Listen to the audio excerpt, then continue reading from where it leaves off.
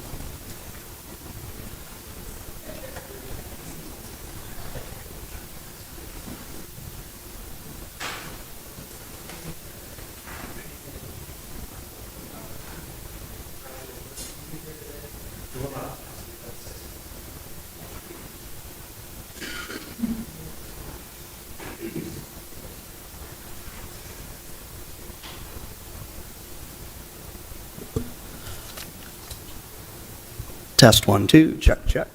Okay. All right, we good, Tyler? On time. Okay. All right. All right, good afternoon, ladies and gentlemen. We'll go ahead and get this hearing started. Welcome to the monthly meeting of the City of Des Moines Zoning Board of Adjustment. This board has the power under Iowa law and the zoning ordinance of the City of Des Moines to hear and make decisions on requests for variances and exceptions from the regulations in the zoning ordinance, to consider conditional use requests, and to review appeals from any decision of city staff and the administration of the zoning ordinance. The members of this board are citizens of the City of Des Moines. They have been appointed to the board by the City Council. The board members are volunteers and they receive no compensation for their public service. And we have 7 board members. We've got 6 of us present today. We always have a great attendance with our colleagues here. But I'll introduce those that are here today. On the audience's left is Heather Ann Rowe. Next to her is Marlis Jones. On the audience's far right is Tom DeCio. Next to him is Dave Gare. And next to Dave is Rhonda Thadillo. I'm Mel Pins, the board chair. I'll introduce city staff who will be assisting us today with the process. On my left is the Board of Adjustment's legal counsel, Gary Guidelock. I'll introduce the city staff who are sitting down here, try to do this in order. Frank Dunn Young, Senior City Planner. Bert Dross, the Deputy Planning Administrator.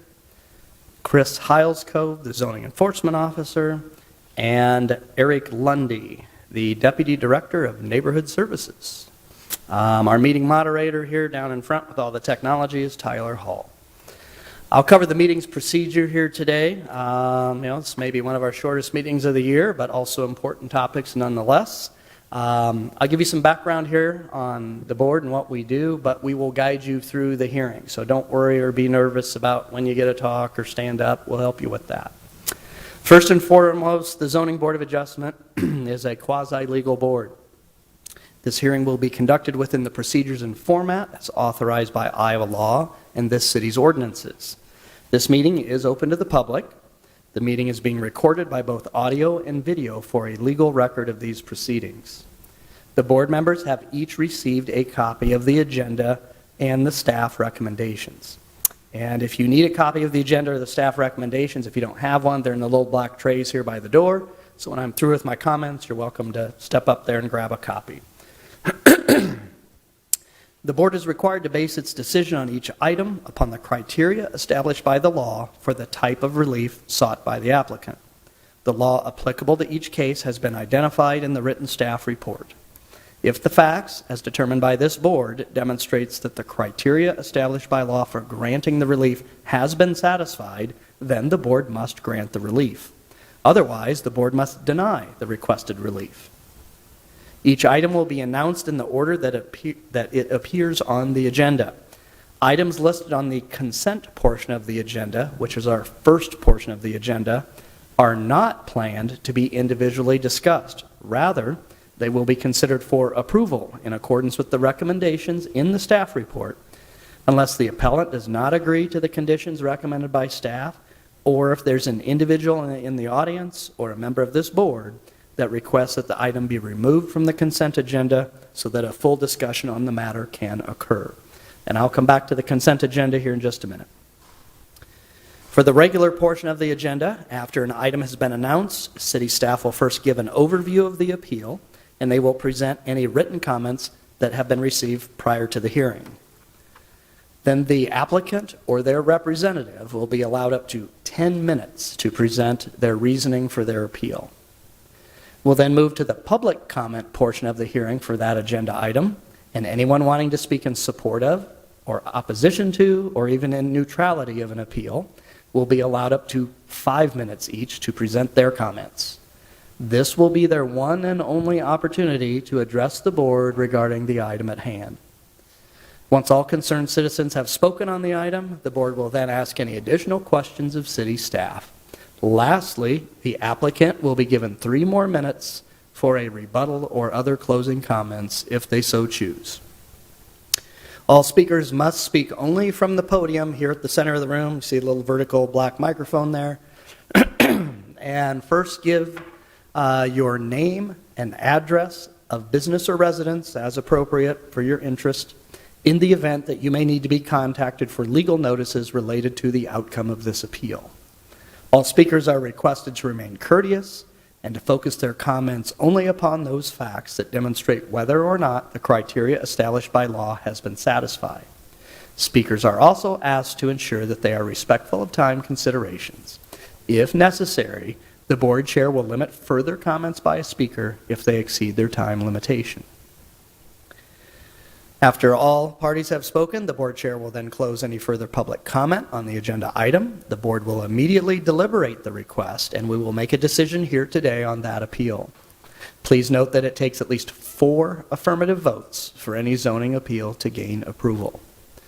If your appeal is approved today, we would ask that you wait until about this time next week from today's hearing to contact the city's Permit and Development Center if you would need to obtain any necessary building permits or sign permits that are related to your appeal. This will allow the decision of the board to be documented in the form of a decision and order, which will then be provided to you and city staff for the record. Any appeal that is approved by this board must be implemented, constructed, or otherwise utilized within 2 years of the date of the decision of this board, or such approval shall expire. Finally, the decisions of this board can only be appealed in the Iowa District Court. So if you believe you've been harmed by an error made by this board, your only remedy is to seek relief through the district court within 30 days of the filing of the board's decision and order. If you believe the zoning regulations applied by this board are wrong, you may petition the City Council to change those regulations for future considerations. All material written or otherwise used today as part of any presentation is part of the permanent record. So if you plan to present any documents, photos, drawings, maps, or anything that you haven't already provided staff a copy of, you'll need to give them appropriate copies. And you can contact city staff after the hearing if you'd like a copy of anything presented. Some housekeeping items quickly. We'd ask that you please avoid any undue conversation in the audience so as to limit distractions during the hearing. Ensure your cell phone's been silenced. And if you need to use the restroom, you can just go through these doors. You don't have to go back downstairs. There's restrooms just past the staircase and elevators on your left. Once the agenda item that you're interested in has been completed, you're welcome to leave the meeting. And if we're still here at 3 o'clock, we might take a 5-minute break. So that's the background on everything. So I'm going to have Frank come up and review our agenda with us. We'll start with that consent agenda. So once again, items on the consent agenda are not planned to be individually discussed. But Frank, anything you want to give us here on that? Yeah, good afternoon, Chair, members of the Commission, our board. Item 1 is item related to installation of 4 wall signs on a building within a CX district. One sign, which is 52.69 square foot illuminated wall sign on the east frontage, along with a 22 square foot illuminated sign on the east frontage wall. And then they're requesting an additional 52.69 square foot illuminated wall sign on the rear of the building that would face west towards Merle Hay Mall, and then 22 square foot illuminated wall sign on the west non-frontage wall as well. once again facing Merle Hay Mall. This results in a Type 2 zoning exception of 2 wall signs over the maximum allowed 2 wall signs earned, a Type 2 zoning exception of 85.22 square feet of signage over the maximum 64.16 square foot of signage area earned on the east frontage. And then finally, a Type 2 zoning exception of 42.61 square feet over the maximum 32.08 square feet of signage area allowed for a sign on the west wall. This is based on 50% of the signage earnings. Staff has recommended that the board in the staff report only grant one of the signs and a total of 50% increase in the earnings, of which could be placed on the west wall. So they would have the 2 permitted signs on the front of the building. Staff recommendation is to allow the 3rd sign to be placed on the west. It would result in a 22 square foot sign. The applicant was agreeable to this. I just wanted to give some of the context related to that. Sure, and I appreciate that, Frank. And while we're on that, is there anybody in the audience that would object to this board granting the staff recommendation, as Frank described, to approve some limited zoning exceptions related to some signage at 3990 Merle Hay Road? Anybody in objection to that? If so, just raise your hand. Okay, don't see any there. And what do we have for item 2? Item 2 is located at 4040 University Avenue. It's installation of one 21.56 square foot illuminated wall sign to be installed on the west facade of the building. The sign would be in addition to 2 existing wall signs, resulting in 3 wall signs with a cumulative 75.83 square feet of signage area. The appeal is then for one Type 2 zoning exception to allow 1 sign over the maximum 2 signs earned per occupant. They are well, in terms of total square footage area, they're well below what their earnings would be, even given the 3rd sign. All right. Anybody here in the audience that would object to this board granting the appeals noted in the zoning exception here at 4040 University? Any objections, just raise your hand. Okay. Seeing none. Board members, unless there'd be anybody here that would object us granting the requested exceptions for item 1 or item 2, if there is, say so. If none, would there be a motion to approve those items on consent? All right. Motion by Marlis, second by Rhonda. All those in favor of granting approvals for item 1 and 2, raise your hand. All right, motion carries 6-0. So if you were here for items 1 or 2, the staff recommendations have been approved. You'll get a copy of that about a week from now. So thank you for coming in. All right, then that'll bring us to our regular portion of the agenda, where we'll have an open hearing on the request. This relates to a request for a site variance, conditional use, and Type 2 zoning exception in the vicinity of 601 24th Street and 602 23rd Street. So Frank will give us a more detailed, yet also fairly concise review of what we've got here to kick us off. Thank you, Chair, members of the board. The proposal is use of the property for a community garden with on-site sales for seasonal events, limited to, or including but not limited to potluck dinners, pop-up markets with local artists, vendors, workshops on various topics such as traditional craft, self-sufficiency, gardening, and nature. They are proposing to have some acoustic music shows, puppet performances, yoga, wellness sessions, and some private dinners occasionally on the property. These activities would occur throughout the year. It's anticipated to be held between Monday through Thursday between 5 p.m. and 9 p.m., whereas on the rest of the week, Friday, Saturday, and Sunday, they're looking at 10 a.m. to 10 p.m. during those days.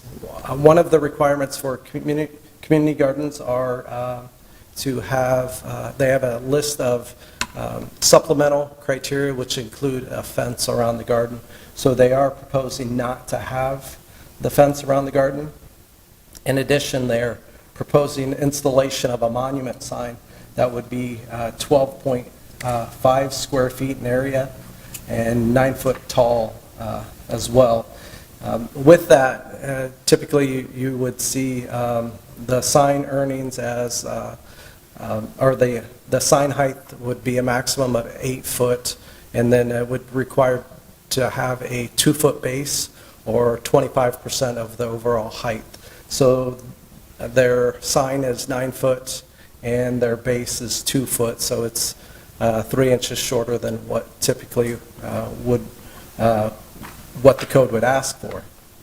I will note that there are 2 parcels associated with the property. So it's vicinity of 601 24th Street, 602 23rd Street. There is a right-of-way that is in between the 2 properties that they are looking to either lease or purchase. That right-of-way went to the Planning and Zoning Commission last week for vacation, and so that was, the vacation was approved, and then it will go to real estate.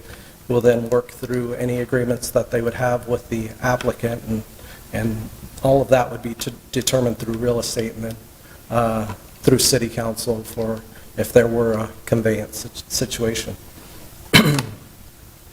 So the appeals for the property, there are actually 2 conditional uses that would be required. Community gardens are allowed within the residential district. However, when you have on-site sales, you must obtain a conditional use to have the on-site sales component. In addition, the temporary use or the events, as I will note them, they're held at a frequency that, and they're also in a residential district. So those are things that generally staff would not administratively approve. So in order to do so, you must obtain a conditional approval to allow that. Now, as the fence was mentioned previously, it's part of a community urban garden supplemental regulation requiring a variance to waive that provision. And so once again, the type 2 zoning exception for signage 1 foot over the maximum 8 feet for a sign located 25 feet of the front property line. And then a type 2 zoning exception for a monument sign with a base height that is 0.25 feet less than the minimum required 2.25 feet of height required. So that's 25% of that. I'll go ahead and pull up the area so you can see that in better detail. Once again, 2 parcels with the intervening right-of-way. That is right here. It's on the north side of High Street, and it's in between 23rd and 24th Streets on the north side.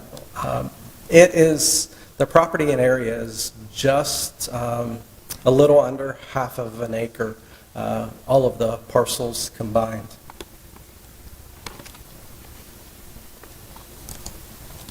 And so here is here's a photo that was taken yesterday facing what would be northeast from across the property. So this would be the northeast intersection of 24th and High Street. And so the photos you'll see we're traveling east. So this would be more closely to the center.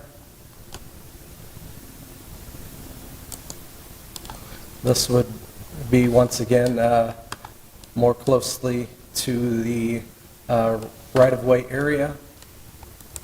And then this would be a shot that faces northwest across the property at the intersection of High and 23rd. And here is the site sketch that the applicant has provided. As you can see, this High Street is down at the bottom. In the corner, in the lower left-hand corner is where the proposed monument sign is to be located. Just east of there is where the community gardens are, and they are showing some semblance of a fence around there. They're also showing the proposed shed that they have. Proposed shed is allowed by right with a community garden. And then they're showing the remainder of the property. So there's intervening vacated alley in between.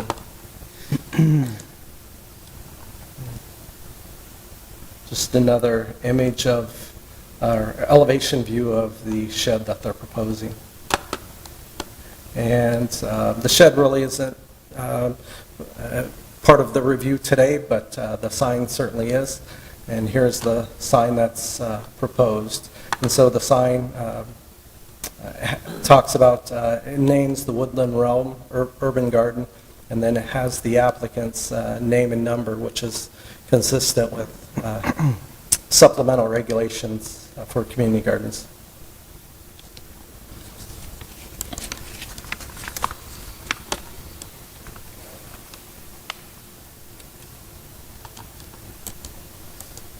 So I am going to jump down to the criteria that's typical for approval, conditional use. This is the standard items that we look for regarding conditional use for both the seasonal events and the on-site sales.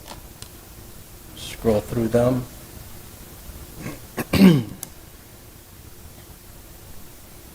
And then the item for the variance for the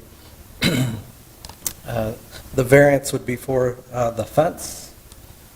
And so the variance must achieve a hardship test,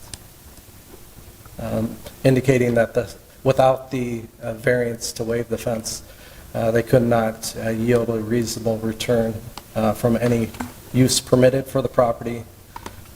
Additionally, the plight of the owner is due to unique circumstances not of their owner's own making, and the use to be authorized by the variance will not alter the essential character of the locality of the land in question. So that is the test for the fence. Here is the test for the signs.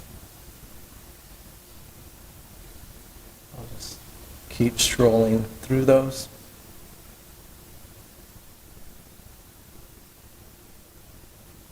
And I can back up if anybody has a question.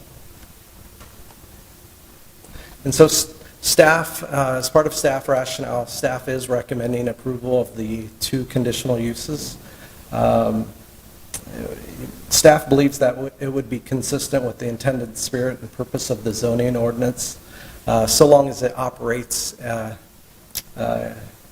in compliance with the recommended conditions of approval, which I'll get to in just a moment.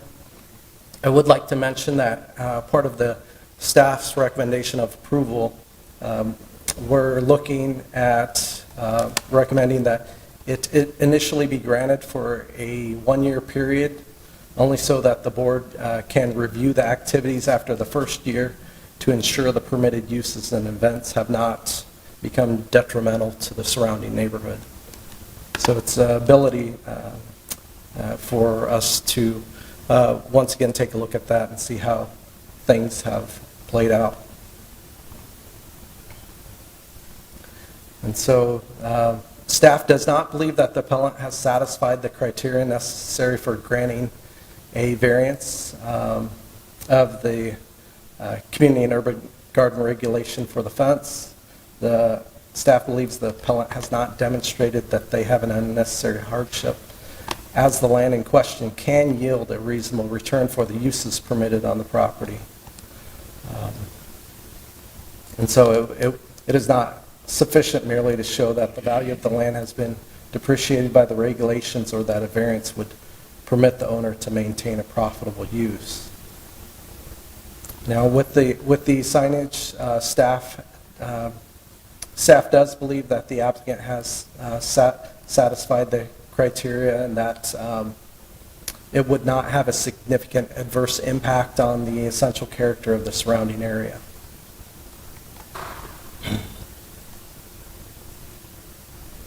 And here are the conditions that staff has recommended for the conditional uses. Here is the 1-year period, as well as noting the ability for the zoning enforcement officer to bring it back if before that 1-year period were to expire, that and there were some nuisance activity, that they could bring it back for reconsideration. Staff has noted no more than 2 special events shall be held during any given month. We have the hours of operation, hours associated with non-amplified sound or live music, and then the requirements for any outdoor amplified sound shall be subject to issuance of Type D sound permit, which is typically related to a permitted street closure. So one of the things that came up as a concern for the neighbors, and is one of the criteria that staff look at, are parking situation and how that works out. And so part of that, the appellant has been advised to inform patrons to park legally, not block driveways or alleys, which could have a detrimental, could create a nuisance in the area, as well as if this behavior does occur, Des Moines Police Department can be reached at the number listed there. If they did decide to have on-premises parking, it would have to be constructed in accordance with a site plan reviewed and approved through the city. And then the associated public right-of-way shall be vacated, leased, or purchased in conjunction with the community garden use or events, and that's currently in process. And then setup shall be 24 hours. And I'll just kind of slide through the remainders of these. You can read them.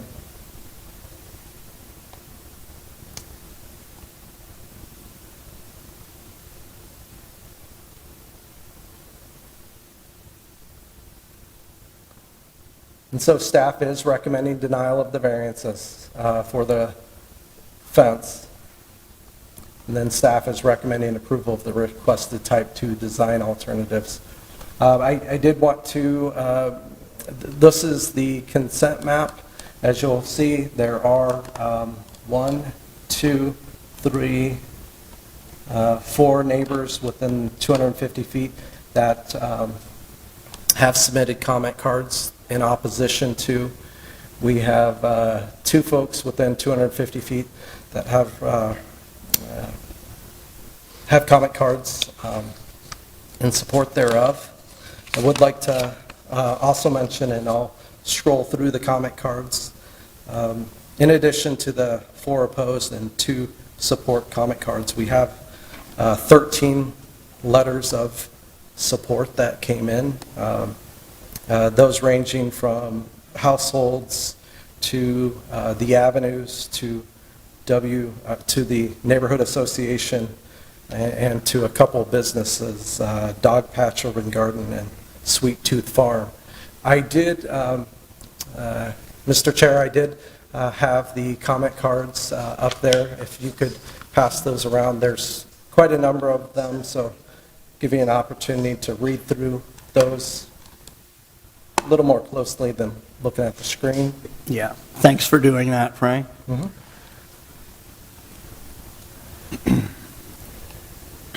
Comment cards in support.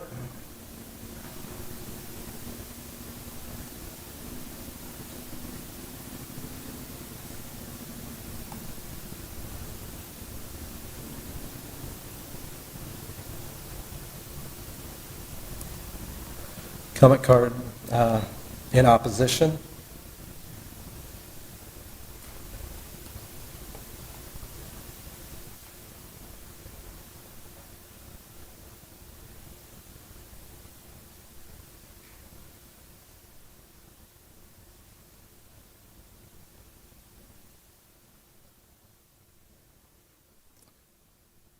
And traffic and parking are a notable theme for opponents in opposition.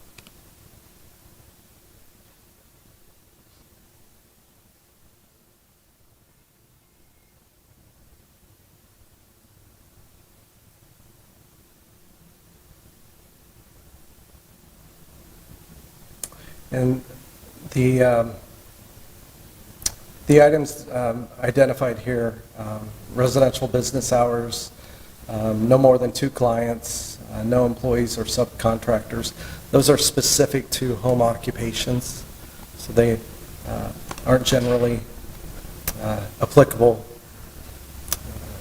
in this situation.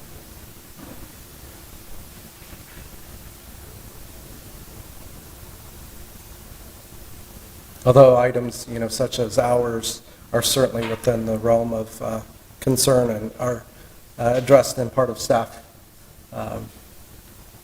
conditions of approval.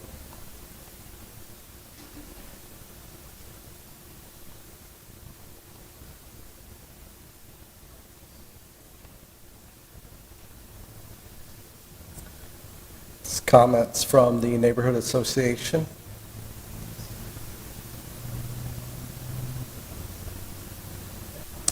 There's vote unanimously to support the request.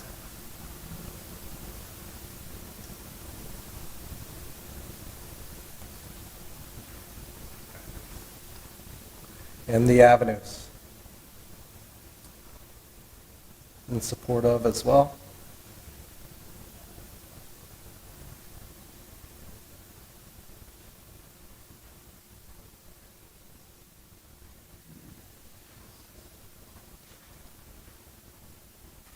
And some of the neighbors.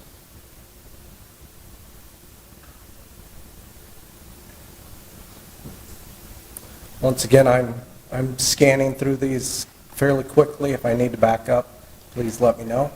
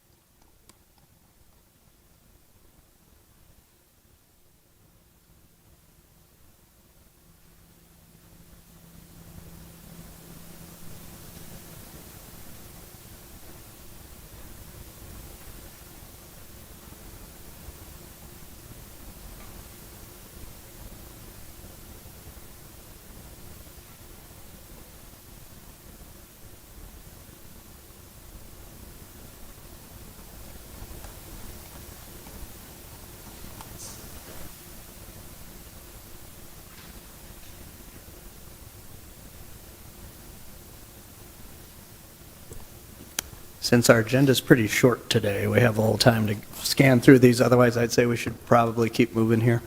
Okay. I'll just gloss. Do you have these in order of, support, non-support, or? The rest are support. Okay. Yep. Only those first 3 were the letters in opposition. Okay. Obviously, comment cards were prior to that. Mm-hmm.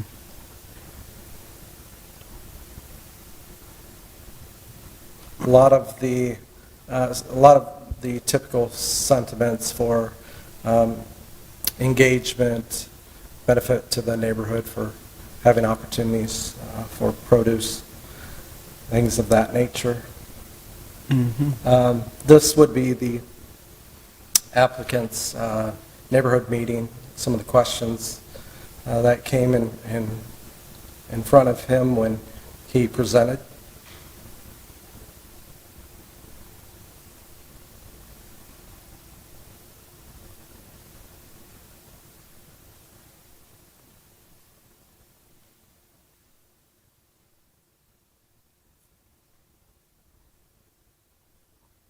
That was their process.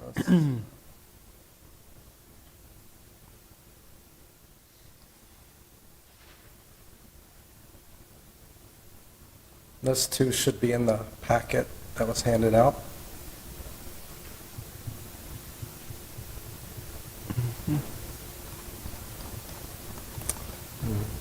There's Ryan presenting to the Neighborhood Association. And that wraps up staff's presentation. What questions do you have for staff? Board members, questions for Frank? Frank, the first picture you showed us with the like a tent with stuff sticking out of it? I will. Yeah. Yes. Is that part of the proposal? The people that are proposing this, is that part of their? I will let the applicant speak more closely to that, but some of the tent shade structures are part of the proposal. Other questions? Hi. Thank you for printing out the comment cards. That was convenient. Can you go back to the map of the neighborhood, please? Yeah.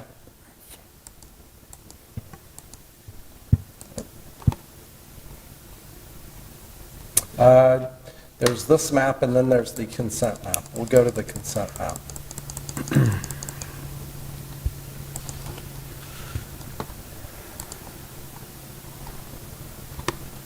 Zoom out just a touch.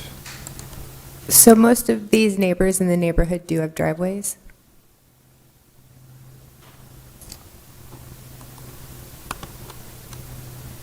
It's hard for me to tell, although there's one household here. If that household has a driveway, looks like there's driveways on this side. It's difficult to tell because of the trees. But these have driveways. Looks like there are driveways on the south side of Woodland and then on the north side of High.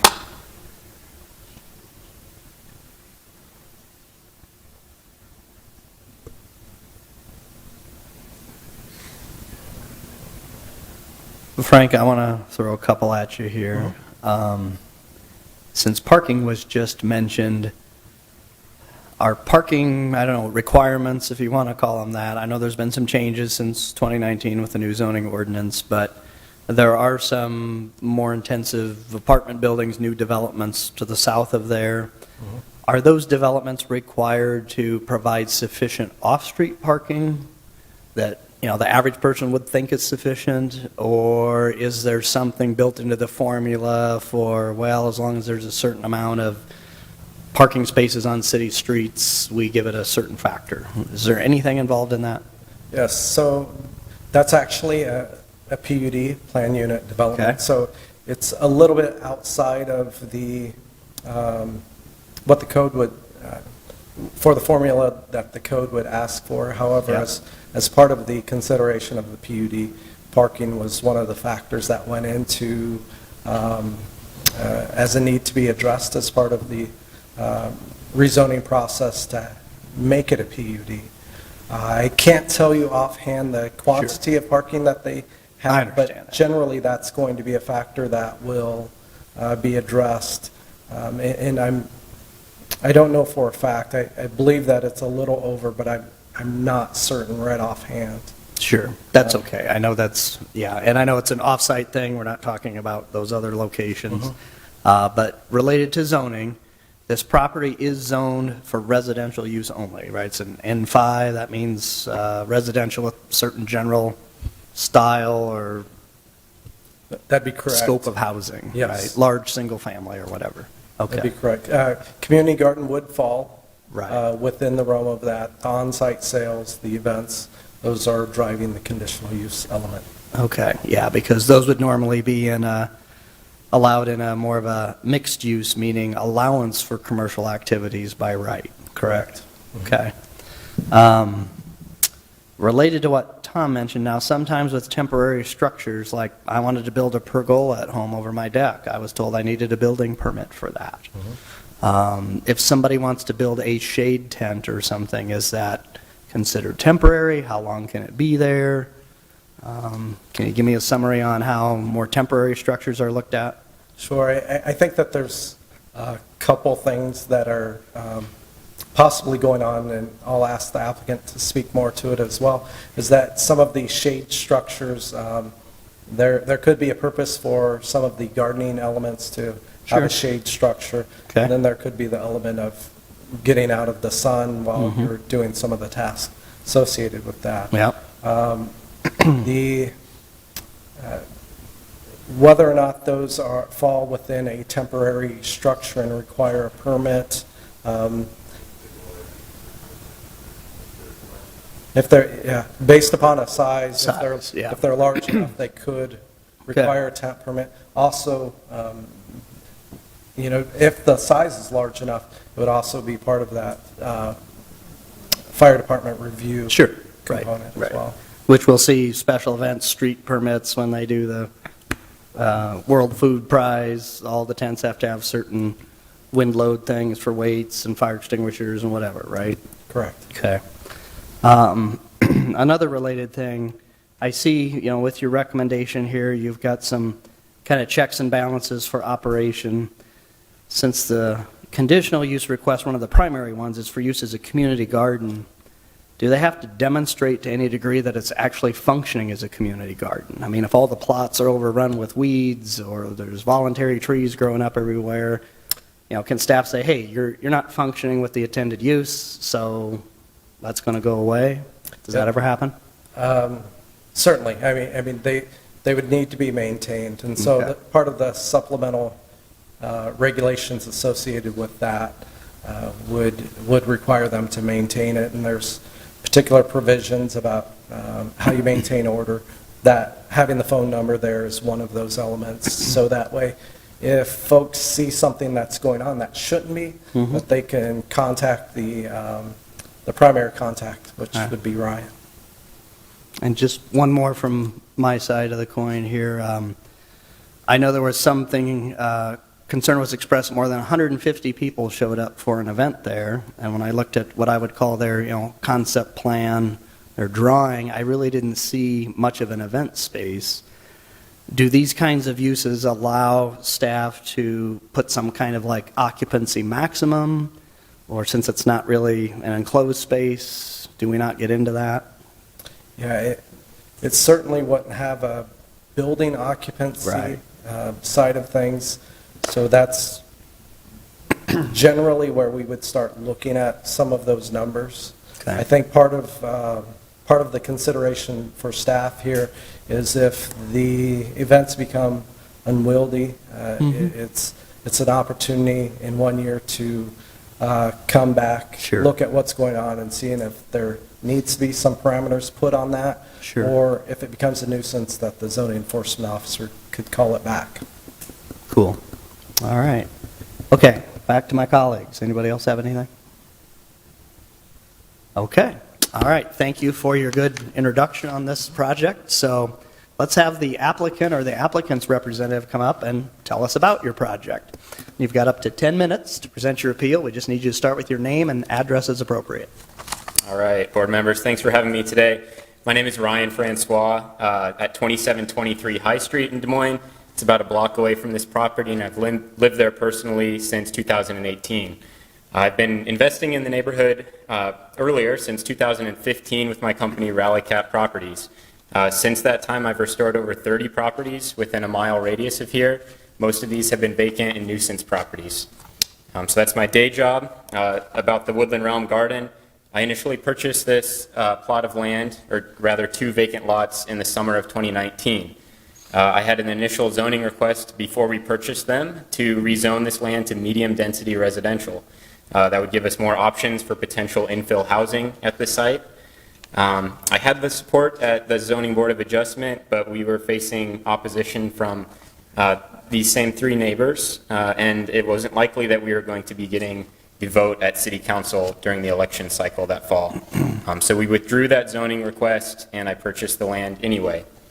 Shortly after, the pandemic hit, and it kind of changed a lot of things, but certainly put development in my business on hold for the time being. And so that spring, some friends and neighbors and I started gardening at this property. We cleaned up debris, we cleared out dead timber from the wooded area, we built some trails through that woodland, we brought in picnic tables and planted fruit trees. In the 3 years since, this has continued to grow as a passion project for me. More neighbors and community members are getting involved. We've expanded the raised beds, we've built grapes and hop trellises, we have composting areas and an earthen oven for pizza nights with our volunteers. We've also started hosting the free community events that Frank mentioned earlier. We have potluck dinners with whimsical themes, pop-up markets that we bring in different local artists and vendors, a series of workshops on the topics that he mentioned. Some examples of that include like backyard chicken keeping, foraging for wild edibles, felting with wool, and other craft activities. We've also, on occasion, had live acoustic music and puppet performances, wellness events like yoga and breath work and that type of stuff. Almost all of these events are free and open to the public. This is an opportunity for us to share our garden space and build community. We've relied on donations at the events and the ticketed workshops to offset our expenses, but this still hasn't covered the total cost of the property and the ongoing expenses to maintain it. So we've looked at other creative fundraising strategies. These include selling honey from our beehives, and lately we've been making homemade maple syrup with urban trees that we tap in neighbors' yards with their permission.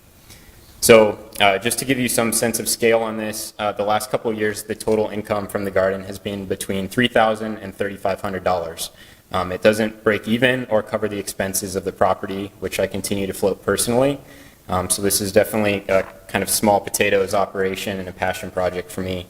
But I do feel it's important. I feel that having an outdoor gathering space for people to connect with nature and grow food is important. In an agricultural state like Iowa, even in our urban areas, I think that is going away for most people. It's a place where people can learn and promote sustainable living, address climate change, and talk about solutions for how we utilize our urban space efficiently. It's created a third space where people feel welcome and can build community together, which provides healing for a lot of people in our modern world. We've also supported many other small businesses and local artists. Many of these have been women-owned, LGBTQ, and immigrant-owned businesses that we've been able to support through having small-scale markets with a low cost and minimum hurdles to reach customers. Also, we feel that having a whimsical garden like this beautifies the neighborhood. In July, we received a notice of violation from the zoning enforcement officer with the supplemental regulations that we were not in compliance with. We've agreed to build a storage shed and signage, as was shown earlier with my contact information. But we're here today to discuss the conditional approvals and a possible variance of the perimeter fence requirement. I personally live a block away, like I mentioned, and I feel that my track record of quality development in this neighborhood would hopefully demonstrate my commitment to public safety, health, and community enhancement. Those are top priorities, and I feel that we can hopefully address those with the conditions applied to our approvals. As such, I have a few objections to the proposed conditions. Number 1 and 2, I'm not aware of a precedent for a conditional approval only being valid for 1 year. My understanding was that a conditional approval would be tied to my ownership of the property. This process is costly and time-consuming as a small business owner. It pulls my time and energy away from my other projects. And to do this annually on an ongoing basis doesn't seem reasonable or consistent with what I've heard about this process. Also, I feel that the ongoing basis of our operation shouldn't be tied to the subjectivity of one individual staff member. I'd like to address any additional health and safety concerns that the board may have today while we're here in person. If we can bring those to the table and work on a solution together, that would be my preference, rather than have this pulled away at any given time. So I feel that those two conditions, my request is that they be removed. If there's an additional concerns, I'd like to address those in person so it's black and white.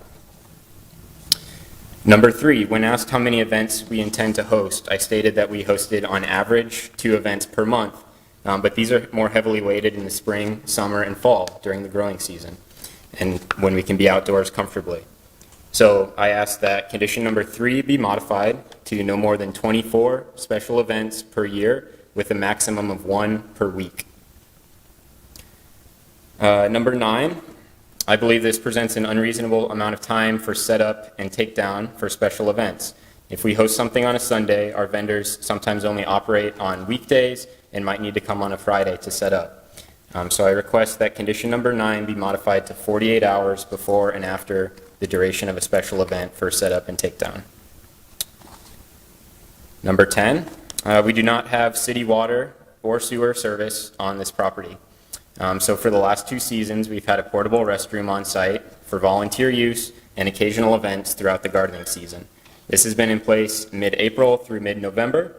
It's serviced weekly, and we keep it pretty well hidden in the foliage so as to not create an eyesore. This is necessary for the health and well-being of our garden volunteers, and when we've had past events, 1 restroom has been plenty sufficient for the size of those events.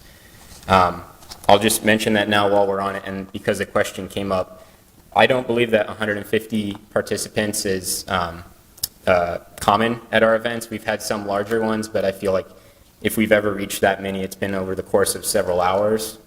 Typically the gatherings, at least for our workshops and the potlucks, are between 10 to maybe 50 people maximum at the garden at a time.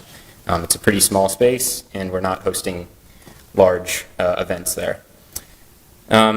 So getting back to number 10, the request for condition 10 is that this be modified to allow 1 portable restroom for the duration of the gardening season.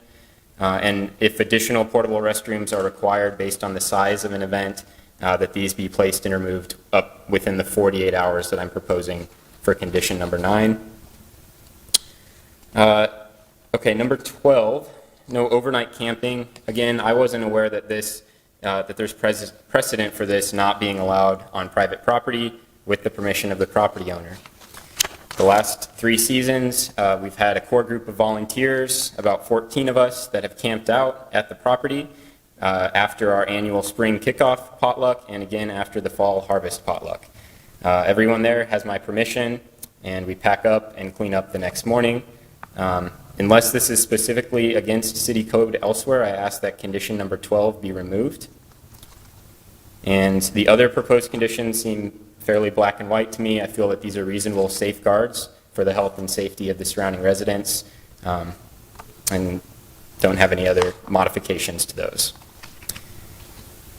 Regarding the fence, we do currently have a metal mesh fence with wooden posts that contain most of the vegetable raised beds.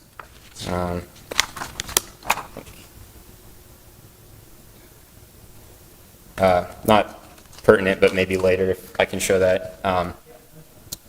Okay. We'll have Tyler turn that on for you here. You got Okay. about 1 minute left in your presentation. Okay. For the sake of time, I'll keep moving here. The way I read this supplemental regulation, the code would require that all 700 feet of perimeter lot lines be fenced in, not just the garden plots.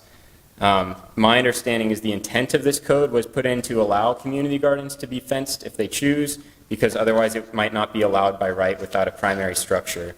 But we do not feel that we should be required to fence the entire perimeter of the property, and I do feel that a variance in this case is warranted.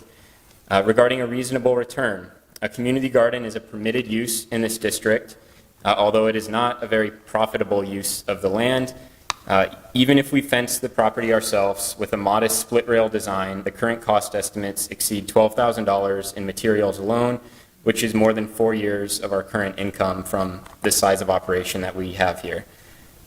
This is in addition to a costly sign and storage shed that are being required, and we're building at other expense, and the fence would be cost prohibitive to keeping this an urban garden financially viable. Unique circumstances, the zoning code with these supplemental regulations went into effect after I purchased the land. Additionally, this site has incredibly steep topography and wooded nature along the north side that doesn't make it practical to build a full perimeter fence. In addition, there's the alley right-of-way that bisects the two parcels. It's a 14-foot strip that cuts directly through these, and as it reads in the code right now, we would have to fence separately our two parcels around that alleyway unless the vacation and conveyance was granted. Regarding essential character, this property has been unfenced as far back as I know. It's not common in this neighborhood to have front yards fenced in entirely, and the natural lay of the land already provides a natural buffer to our residential neighbors to the north, with the dense wooded hillside as shown here. Requiring that the property be completely fenced not only changes the welcoming community atmosphere that we aspire to create, but it is also counter to the character of the surrounding neighborhood, in my opinion. Regarding the signage, I wasn't aware of the 8-foot height requirement. We can discuss that if you would prefer, or we can also just drop the height down to 8 foot with a 2-foot base, which it sounds like is allowed by right with the monument signage. I believe there are a couple other questions that I'm happy to answer at this time. Again, thank you for your consideration. Thank you, Ryan. Board members, do you have any questions for the applicant?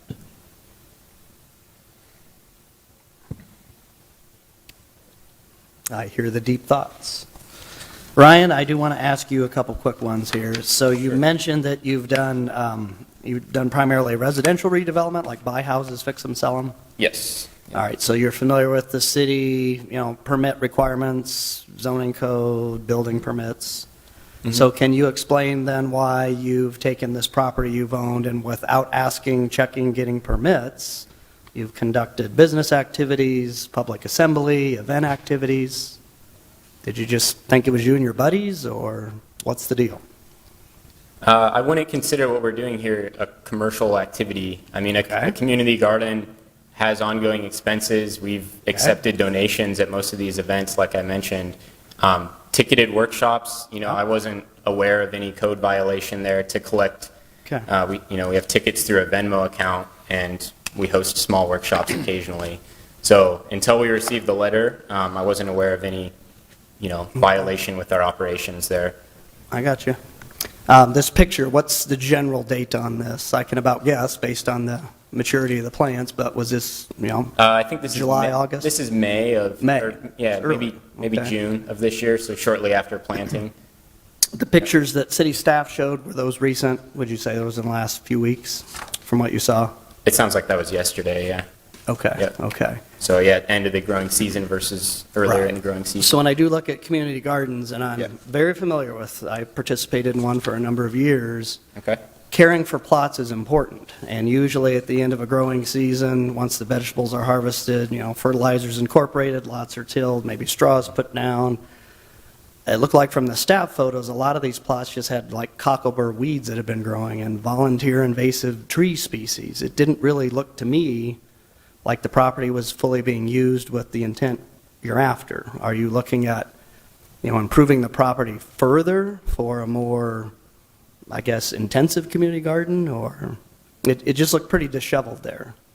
I'm curious if you could comment on that. Sure. Yeah, there's a lot of different opinions when it Sure. comes to this type of thing. Yeah. And, we're coordinating a team of volunteers in the neighborhood, so I wouldn't say that it would be an apples-to-apples comparison to a professional business. Like I mentioned, I was a volunteer in a community Sure. garden, so, Sure. Yeah. Yeah. So I understand your opinion Yeah. on that. It's the end of the growing season. We haven't done fall cleanup on the beds Okay. yet. We haven't added compost or fertilizer for next season. So okay, but that's going to happen? it is, yeah. Good. Or- Okay.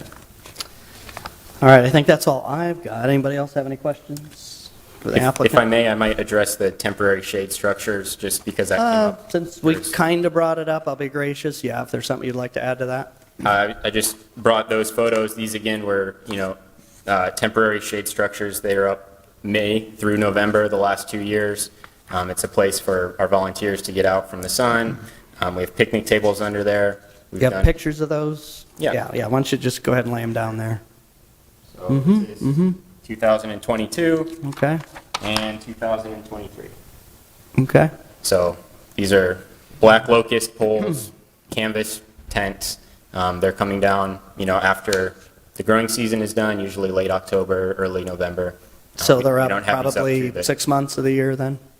Yeah, May through Thereabouts? November. Yeah. Okay. All right. Anything else from anyone? Okay. All right, thank you, Ryan. Thank you. For the next part of the hearing, is there anybody in the audience that wishes to speak in support of the applicant's request? Come on up. For this part of the testimony, we need your name, address, and you've got up to 5 minutes to present your comments. Hello, I'm Jamie Larson, and I live at 818 18th Street in Des Moines. I've been volunteering at the garden since it started, pretty much.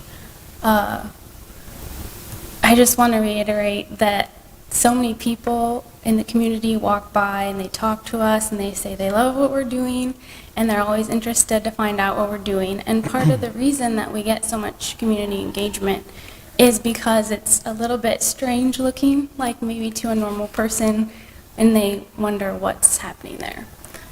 There's been a lot of people that I've met through this, and it's been really great, and it's one of the reasons why I love living in Des Moines.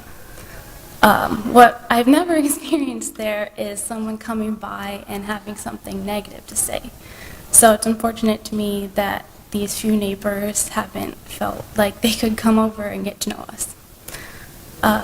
As far as the style of the gardening we do, we're also trying to restore some native prairie in one of the unused gardening spaces around the fruit trees. So that may be what you're seeing as something that you think is unsightly.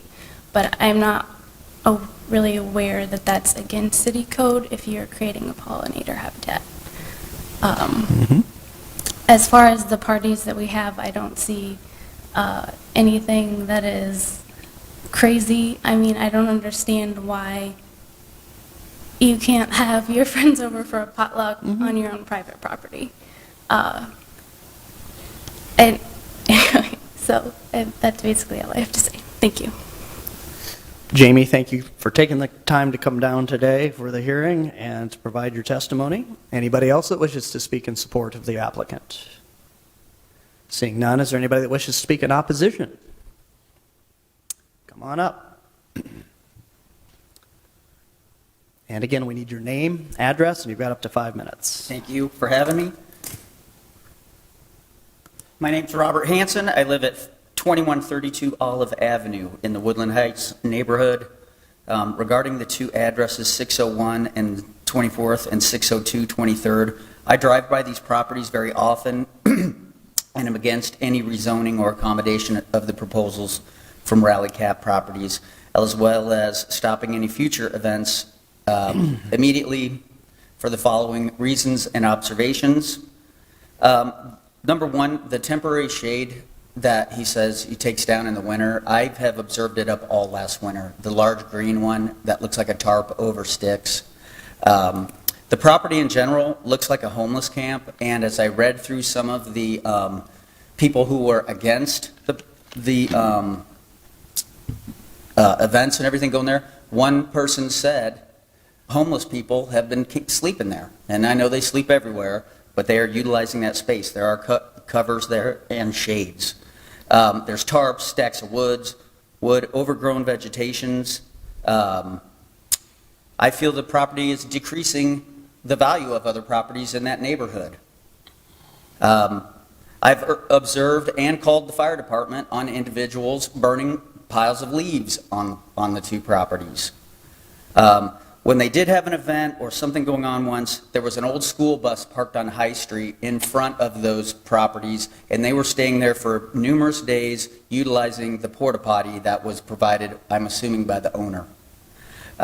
Concerning the events, they bring more traffic and more parking issues than the neighborhood can handle. With the Soho lofts there, and now they're adding on to them, there is no parking on High Street, period. almost 90% of the day. They park illegally on 23rd and 24th Street on the north and south adjacent streets going up to Woodland. Why do I know that? My father lives right there, and we can't get into his driveway half the time. There's just people backed up everywhere.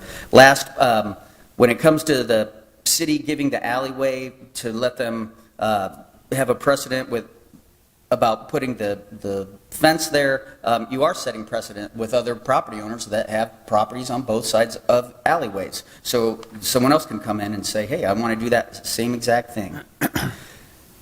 The past 3 years, they've expanded the gardens, and all I see is an expanding of a hot mess getting hotter. The property is an eyesore.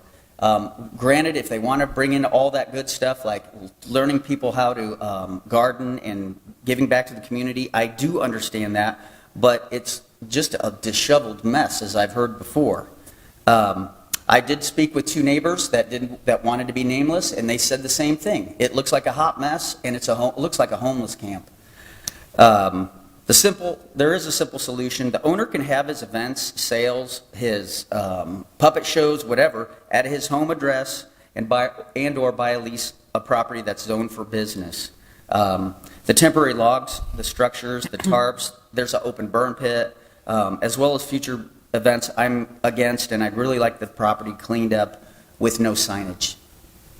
And that's all I have. I appreciate your time, and I appreciate you listening. And sir, what was your first name again? My name is Robert Hanson. Robert. And just imagine if that tarp and that space was next to your property. And All right. Thank you for your comments, Robert. Anybody else here to speak in opposition? While I don't see anybody else in the audience, is there anybody invisible who might be here in neutrality? Seeing none. Do we have further questions for city staff? And or with the zone? Yes. That's quite all right, Eric. If you would like to do that in any capacity or title, please do so. Yeah, some clarifications. This is not a zoning. You're not considering zoning of the property Yeah. from a legislative Yeah, standpoint. we're not the Plan and Zoning Yeah, Commission. you are considering uses that are already enabled in our zoning ordinance that give the board power to review for conditional approval.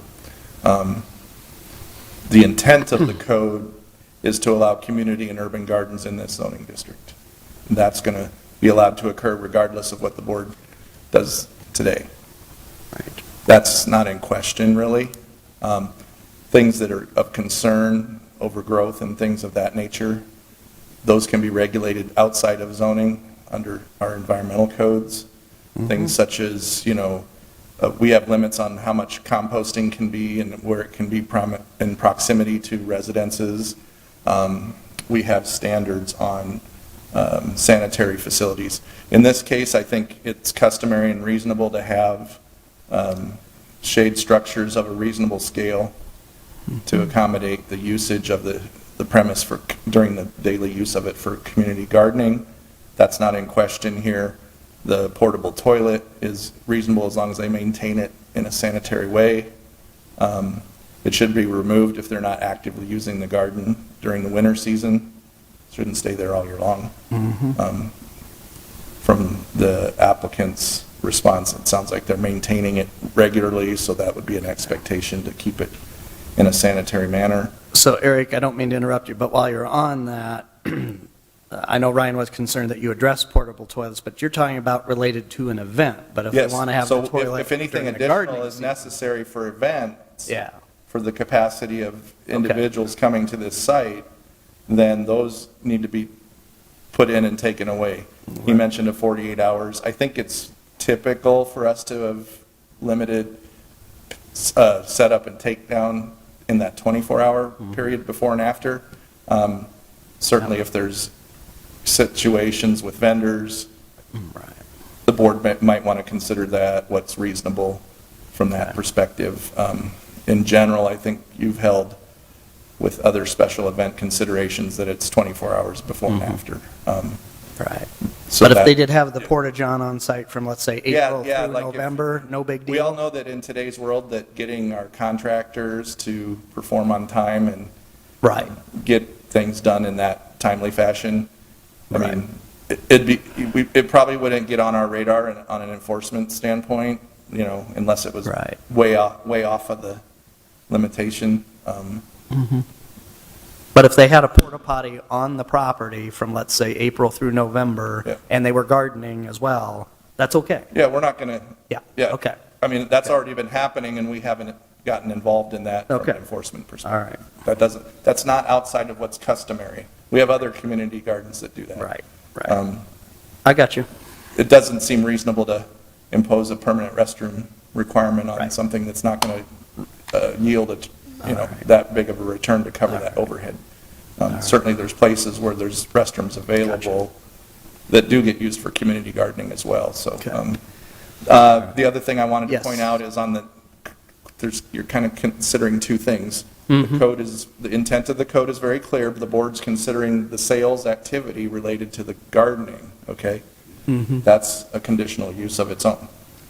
The events, the seasonal events, that is based on, it can be considered in this residential district based on the temporary use provision in 134-3.10 of the code. That actually gives administrative discretion for limited usage, that's very temporary in nature, that doesn't involve building permits. Based on that, what was kind of the proposed intensity here really didn't meet the threshold of the intent of the code, so then it affords them the ability to ask for the conditional use for, seasonal and special events. Given the fact that it was mentioned, there was kind of this weighted usage versus, an even distribution of 2 per month. I think that's reasonable for the board to sort of apply a different standard maybe than per month. I think you got to think of it maybe in terms of per season then. And I don't think we're using this thing 24 months or 12 months out of the year for the seasonal and special events. So I think you got to think in terms of what's reasonable in that season. I can tell you if we go once a week for very long, that's going to be burdensome and have an impact on a neighborhood setting. That really isn't the intent of the code to allow that. Those things, we have farmers market, that's in a downtown mixed-use district. To present something of that nature in a neighborhood district and district is a little outside of what I would say is customary. So again, that's why it's in front of the board, because this wasn't something that we believed could be approved under that administrative provision in 3.10, which gives them the ability then to come and ask the board. And you consider those things in other districts that actually allow some other commercial activity. So what it is the ability to ask for things that really don't meet the building occupancy provisions and other things that you would have to have in commercial districts as well. So, you consider a lot of these events on a regular basis. Any other questions? While you're here, Eric, I do, conditional uses sometimes can be confusing if folks aren't familiar with them. I generally think my colleagues are.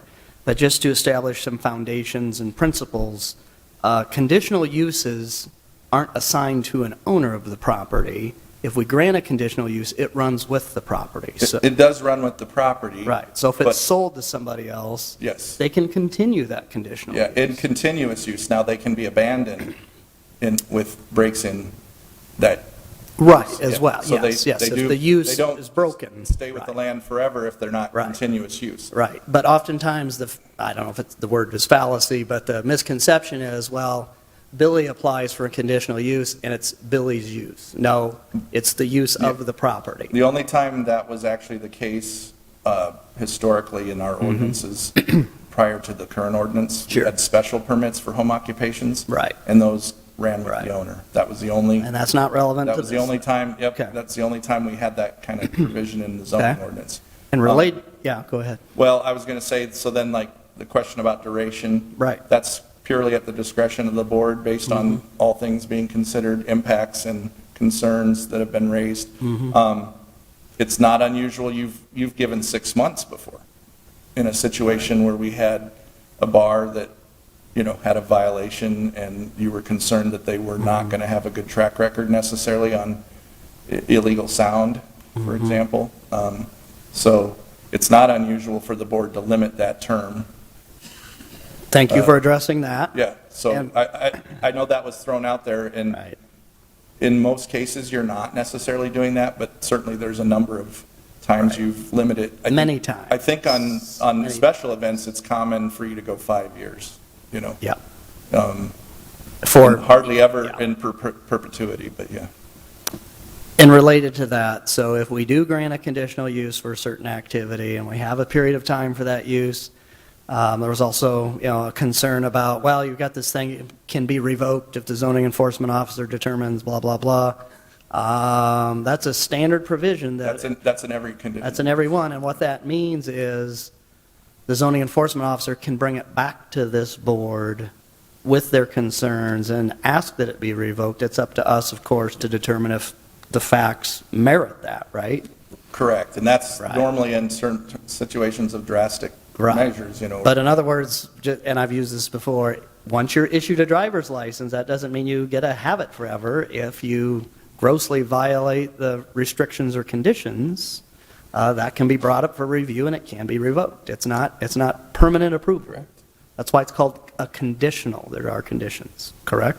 Yes, Okay. yeah, that's exactly right. I right. think those conditions do have to be reasonable to what's being asked. So Sure. I think that's something the board has to consider in a way. Right. And I'm assuming in your staff recommendation, you think about that before you think about suggesting those conditions, whatever they may be. Yeah, I mean, the staff, and it isn't just one staff individual that's Right. looking at this, it's multiple as well, so. That's another good one? Yeah, okay, all right. All right, well, thank you for your additional information, clarification. Any other questions for staff and the board? Okay, so what we do, so for Ryan, you get to have up to 3 minutes for closing comments or rebuttal. Anything you want to add or respond to, you can come back up if you'd like. You get the last 3 minutes before we go to deliberation. Before deliberation? Yeah. 3 minutes, okay. Yeah.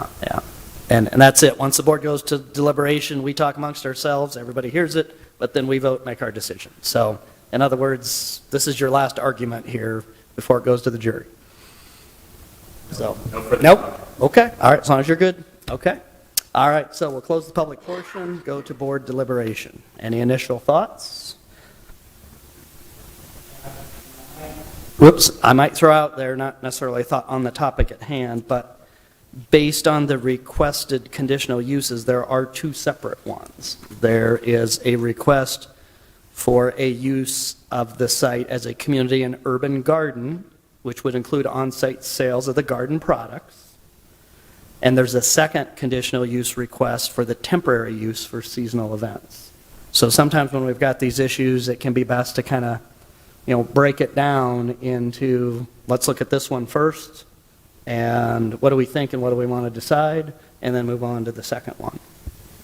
Gary, do you want to add anything to that? I just want to make sure to be extra clear in terms of breaking it down. Please I do. think it's not, the first one is the on-site sales. Like the conditional use is permitted by Yes. right, so it's just the on-site sales is the conditional use that's being requested. So the conditional use for a garden is allowed as a conditional use? Or, no, the garden's allowed by right. The garden is allowed by right. So the conditional use is for the on-site sales Correct. of the garden product? Correct. Okay. Yep. Okay. And by the way, it says, and other items in an N5 district. What does that mean? Should it still be related to community garden products? Honey, vegetables, maple syrup? Right, that's what's in the code. Okay. We could have Frank or other staff clarify that if we need to. I think I'm good. But yeah, so we'd be approving a conditional use for on-site sales of community garden products, correct? Okay. All right. So, do we want to tackle that one first? And again, now there was a request for a variance of the provision requiring the fencing. We can tackle that separately. So, do we want to look at the on-site sales of community garden products? Does anybody have a problem with that? I mean, I'm fairly new to the board. I've seen, in watching back board meetings, you have given people a time limit, just to kind of circle back and see how everybody's doing. And, are the neighbors loving it? Are they hating it? Did you get neighbors to come around? That kind of thing. Sort of, I love what the idea behind this, bringing people together and putting free events on. I think that's amazing. I went back to the comment card that somebody mentioned homeless camp, and they said it looks like a homeless camp, not that it is a homeless camp.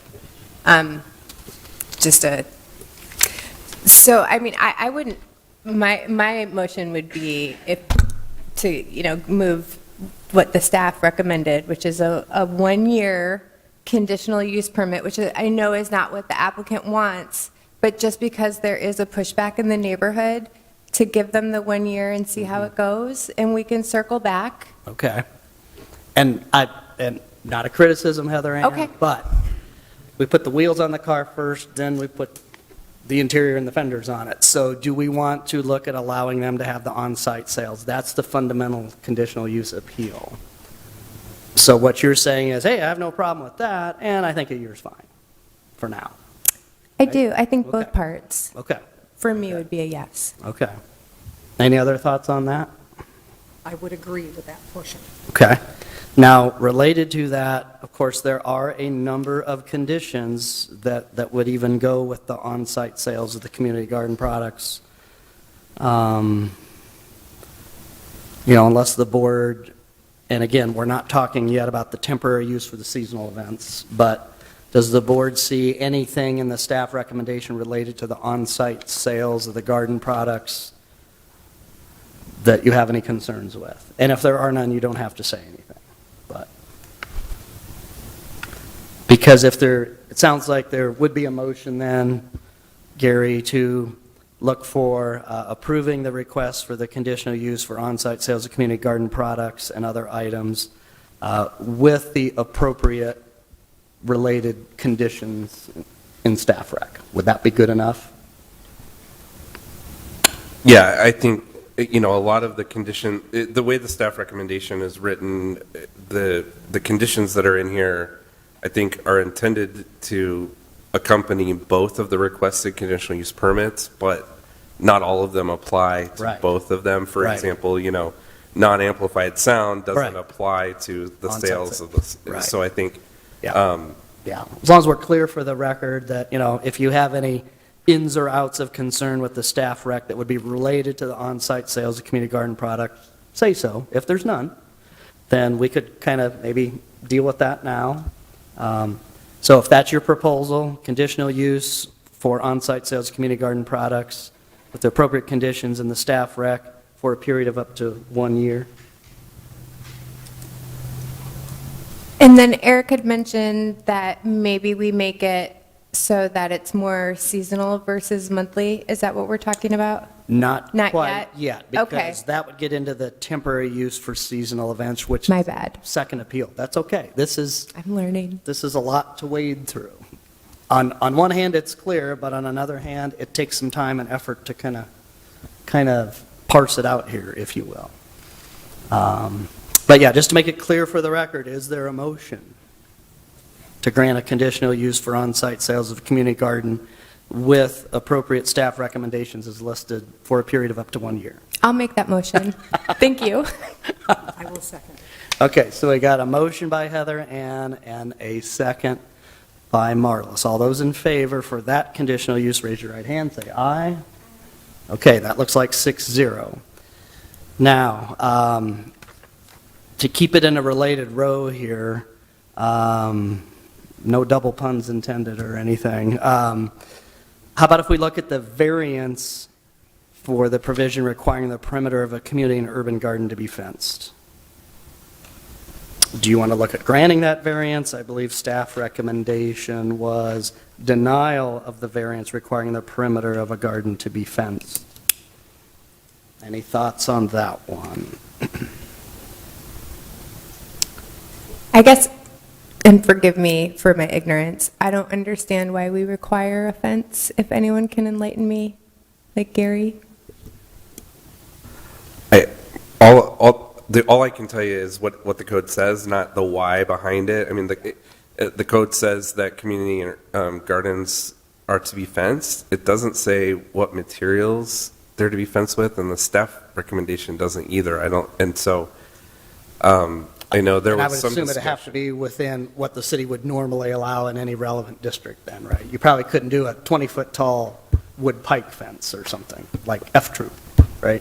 Right. Yeah. I mean, there are other regulations that Right. would apply. Would dictate. I think there was some discussion from the applicant of an estimate of a specific type of fence, but I don't know if that's what's required in this district for Right. this site. I mean, it's always the ugliest fences that are the cheapest, right? Right. I don't have the Beauty's in the expertise eye to of weigh the in on that. Right. And generally speaking, a condition that is required in the code or the zoning ordinance, the variance test is the strong one. And it says right in there that you can't say that, well, it's going to cost me more than other methods, so I don't want to do it. That's not a reason for a variance. That's not the hardship test. We obviously all know that, yeah, we could probably, landscape our yards a lot less than the one tree requirement or whatever it is. We didn't have to do any trees. Sure, it cost me money to meet the compliance. But that's not a reasoning to grant a variance that, gee, it's going to cost me money to do this. I don't want to overly compare, this is about this site and not another one, but community gardens are required to be fenced. Almost all of us have seen other community gardens in this city, in our neighborhoods, in our wards. I've participated in many. The fence does a lot of things. It sends a message. This is a serious community garden. It's not designed to be a prison, but the activities that occur within that fence are related to a community garden. It's not a playground for kids. It's not a place to just come hang out and cause problems. Oftentimes, good fences make good neighbors. It's a way, it sends the message. If you're in here on this property, there needs to be a reason. Most of them, they may even have a lock. But I've seen a lot of community gardens that have been supported in neighborhoods and supported by Des Moines Park and Rec. And to my knowledge, they've all got fences. And I think that really helps make the use designed to be what it's supposed to be. And certainly, there are security issues. Now, with some community gardens, if somebody's that hungry they need to steal food, that's exactly what the community garden's for. But for some others, they're like, hey, I'm trying to save my grocery bill and, and eat better and grow my own food and save money. And if everybody's stealing my food, screw this community garden, I'm out of here. So the community gardens I've been involved with, fences have been beneficial for a number of things. That's all I'll say on that. Marvelous. I would like to move to follow the staff recommendation of denial of the variance. Related to the requirement for the fence of the perimeter of the community and urban garden. Thank you for finishing that. Okay, I'll second that.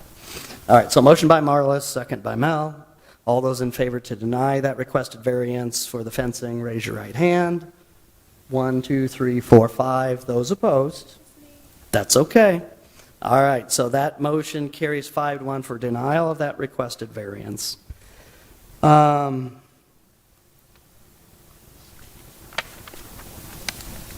think we'll wait for the sign for a moment in order of kind of appearance or precedence here. I think the secondary conditional use request here was approval for a temporary use of the property for seasonal events. It looks like staff is recommending an approval of that subject to some conditions that do relate to the special events. And I'm going to try to be as direct here as I can. I think that number 3 is directly related to it. Staff's recommending no more than 2 special events be held during any month. Number 4 would be related for time. Number 5, type of sound. Certainly 6, 7, and 8 are related to the event. There was setup, number 9, that's related to event. Any portable toilets in 10. It's my understanding staff intention is, let's say they wanted to bring a second toilet to the site. Well, that could be there only for the event, up to 24 hours before and after, and that's it. If there's a toilet on site during the seasonal operation of the community garden, that is not an issue. Vendor activities, number 13. Litter and trash is 14. And then we get back into signs and fences. So as a board, any individual here, do you want to look at granting approval of a conditional use, temporary use of the property for seasonal events? And if so, are there any modifications to the conditions staff has proposed? I'll try to roll it out broadly like that. I would make a motion to, if 2 special events per month, that would add up to 24. So if they're not going to do special events over the winter, we could do 8 or 9 per season. And Don't- it is- your motion has merit, but do you want to have some discussion about the merits of the requested conditional use for the events before we go to a motion? Yes. Okay.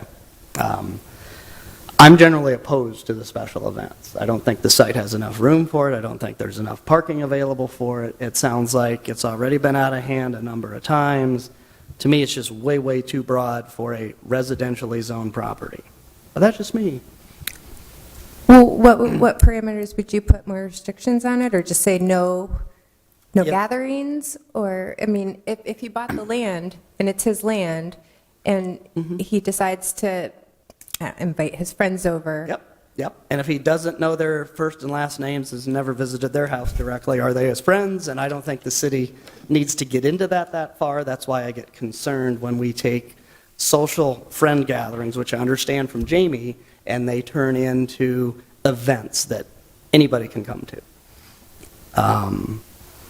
But I think if anybody was to look at approving this, what you were getting at, maybe number of events, because again, if we look at a season, April through, let's say, end of October, April, May, June, July, August, September, October, okay, you've got 7 months in there. If you had 2 events a month, that's 14. You said something like 12. I think Ryan had referenced 24 events. For 6 months, that's 1 every weekend. If you want to look at that, great. I'm really not in favor of this being a event space based on its size, locality, and the impact it would have on the neighborhood. But if others are, and there's a motion, so be it. But that's just kind of my side of the discussion, which, yin and yang minus positive. I just wanted to give some of my concern. So along with that, if you don't support any events, then number 4 and number 5 are irrelevant. Right, because then the parking concerns aren't there, and, or if they're selling honey from their garden and there's that many people there, well, there must be a lot of honey getting sold, and I can't say anything about that. But I think having people show up for bands and ticketed events, those should be taking places in event plazas, public assembly spaces, commercially zoned mixed uses. And I don't want to beat up on anybody, but I do want to give Robert some credit here. I'm a volunteer at the Historic Woodland Cemetery. I restore headstones. I've done over 100. I've driven through that area many, many times, and I've wondered, what the heck is this thing? To certain people, yes, it may look different than what others think, but I don't think it looks like a woodland realm. I thought it looked like Lord of the Flies. I wasn't sure what it was. I just didn't think it looked very good. And I didn't think it reflected well on that neighborhood. And maybe I'm not as eclectic as some others might be, but I sure don't think that it was adding to property values with its previous status. And even with granting the approval for a community garden, I hope it would look a little better in the future. But as far as the event, again, only takes 4 to pass, or 6 of us. I'm just one. But I just wanted to put my concerns out there. I appreciate and I hear your concerns, Mel. I do really like the value of bringing the community together, having events. I feel like staff didn't see any reasons not to recommend approval for at least a year. I think, like I said, maybe giving them a driver's license, or that's what you say. Yep. And seeing where it goes. And Sure. we have the zoning enforcement to be a liaison, and I don't really see the harm in seeing how it can go for a Okay. year, that would be my motion, was to let them try. And did you want to look at limiting the amount of the events held during any given month, or modify that to within any annual period, no more than X? I would say doing something more seasonally, since Brian had asked for something a little bit more, maybe 6 per season, like meet in the middle. So 6 in the spring, 6 in the fall, 6 in the summer, and that seems like 2.5 a month, right? Yeah, you have to start running your math there. I can't. No, thank you. I'm not that person. But that would be my motion, and I mean, Well, if, But this you one-year know, period expires the end of October. right, if I if I'm counting my fingers correctly, if we had April, May, June, July, August, September, October, those are generally growing months, event months, when you'd probably have an event somewhere, that's 7 months. So if you said during that year, you could have up to 14 events. Well, they decide when they have them then. But it would come out to an average of no more than 2 a month. And you can say you can have up to 14, and, you know, they have to be at least a week apart, because, you know, we wouldn't want Lollapalooza there for 14 days. I like that. Have them be a week apart. And I can't remember what I just told you, so you'll have to formulate that. Work together on that. Well, you actually said, you know, a total of 14 over, Yeah, can you pull that mic to you a little closer? Your voice doesn't carry. so you actually There you said go. 14, though, over 7 months, so that would average to a month. Right, right. But would It you would want to average, just say but- 14, but let them do it whenever they want over those 7 months? That's what I'm getting at, but if, okay, it's 14, so we're going to do one every day that's different in a row. That's 2 weeks straight, see? Okay. So it's, you know, and we get into this in life in many things where it's this and that. Okay. And then you get to make the decision yourself, you know. Staff was saying no more than 2 a month. So maybe in the middle of summer, well, they want to have like one every weekend. And if you think that's okay, but again, you only got a certain amount of, you know, beans you can pull out of the jar then. I don't want to overcomplicate it. It's your motion.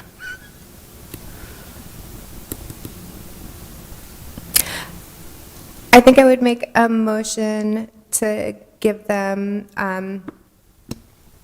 let's see, 24 events in the next calendar year, a conditional use permit for 1 year, and then we can come back and see how everybody in the neighborhood is feeling about it. If there's been anybody who's come around. This gives the Ryan and the Woodland Realm the chance to have more events and more workshops and bring more people together, which I think is amazing, and kind of make more things happen with your space. Okay. So in putting together your number of events allowed, it really is the same as what staff has proposed. No more than 2 special events shall be held during any given month. So 2 times 12 is 24, Okay. right? Or 24 at their discretion. Can we amend the motion to do that? Again, if you do that 24 at their discretion, all the events could happen one day after the other. I doubt they will, though. Well, and I'm sure Ryan wouldn't do that. But we have to make our decision on, well, if we didn't say somebody couldn't, that means they can. Okay. I think, and again, I just want to encourage you to be as clear as possible, and I mean And the if it's board, nobody. individual. 24 over only 7 months, that means it's like 3.5 every month. 3.5 events every month. Yeah. Is that what you're thinking? Yeah. For the seasonal? Yeah. For seasonally, since they won't be doing, Well, but yeah, first we're doing a year or 12 months, and now we're talking seasonally. I don't know what seasonal means.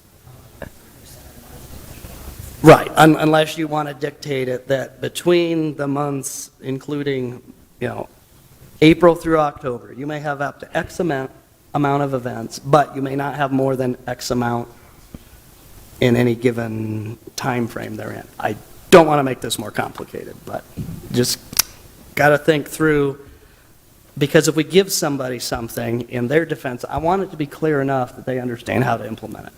Time and time again, we've had bars where we tell them how many live events they can have. Well, you can have up to 3 a month, and they can't be consecutive, and then they have like 3 nights of music in a row. So if it's clear, then it can be enforced. If it's not clear, then Okay, Can't be- Chairman, then I'll amend my motion. I'm going to go to what staff recommends, which Okay. is 2 per month. We're going to see how this goes. that's, Maybe it's amazing, and maybe they come back to us, and Ryan wants to amend this, and he knows exactly what he wants to amend it to, and staff recommends that. So that would be my motion. okay, Is very clear. to approval of the conditional use that would expire on October 31st of 2024. No more than 2 special events held during any given month with the attached restrictions. Very clear motion, I think. Gary, for the record, that clear enough? So it's moving staff. Yeah. Yeah. Basically, it would move staff recommendation in summary for the requested temporary use of the property for the seasonal events. Marlis? I will second. All right, so we've got a motion and a second for the temporary use subject to the staff recommendation. All those in favor, raise your right hand, say aye. So 1, 2, 3. Those opposed? 1, 2, 3. All right, it takes 4 affirmative votes for a requested appeal to be approved, so the conditional use fails. By doing so, we're just generally done with that item then, is that correct, Gary? You still have the signage. Right, but as far as the temporary use, that's it, okay? Now, there can be signage allowances, and I'm assuming that even without the temporary use, a signage for a community garden can be allowable. This is more about the exception for size and height. Yes, I think a sign is required. for Sign is community required, okay. Gardens, so Okay. it's just a variance on the size. Okay. Yeah, there's a very nice drawing of it, but I'm not sure why at this stage of the game a sign couldn't be constructed within the confines of the regulations, but it's at exception level, so. Anybody have any thoughts on that or a motion for approval or denial and any conditions? It does say staff's recommending it with some certain, scale it down a bit, but that it would have to be installed by a, Licensed. yes, a license. They'd have to get a sign permit installed by a sign contractor licensed by the city. They can certainly help with materials and design and concept, but, yeah.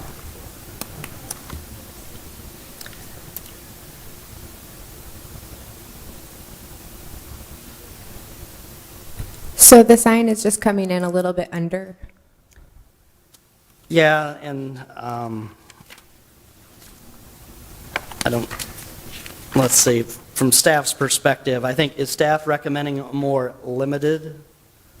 Or is the staff like, we're okay with what's proposed, it's an exception level? Right, I think Okay. the staff recommendation, the request is for, it's a foot over the 8 feet of height, and the monument base is .25 feet. So Which a is quarter of 3 inches? Yeah, so it's a foot taller overall, and the base is a quarter of a foot lower than the required height. 3 And- inches, yeah. And staff has recommended approval Okay, of both of okay. those. I'll make a motion to move staff approval. All right, we got a motion for staff recommendation on approval of the sign as presented. Second by Rhonda. All those in favor, raise your right hand, say aye. All right, so that motion carries 6-0. So staff will put that in the form of a decision in order, and you'll have that by next Wednesday. So that concludes our hearing on that item. That'll bring us to any other business we have. We have minutes from the last month's meeting. If you were here in attendance last month and have reviewed the minutes, you can vote. Are there any modifications or changes to the minutes, any errors? If seeing none, would there be a motion to grant approval of the minutes as presented by Rhonda? I'll second. Second by Marlis. All those that were present last meeting, approval, raise your right hand, say aye. 1, 2, 3, 4, all 6 of us were here, yes. Okay, so that motion carries. Frank, anything else we need to do? Okay, all right, well, this hearing is concluded.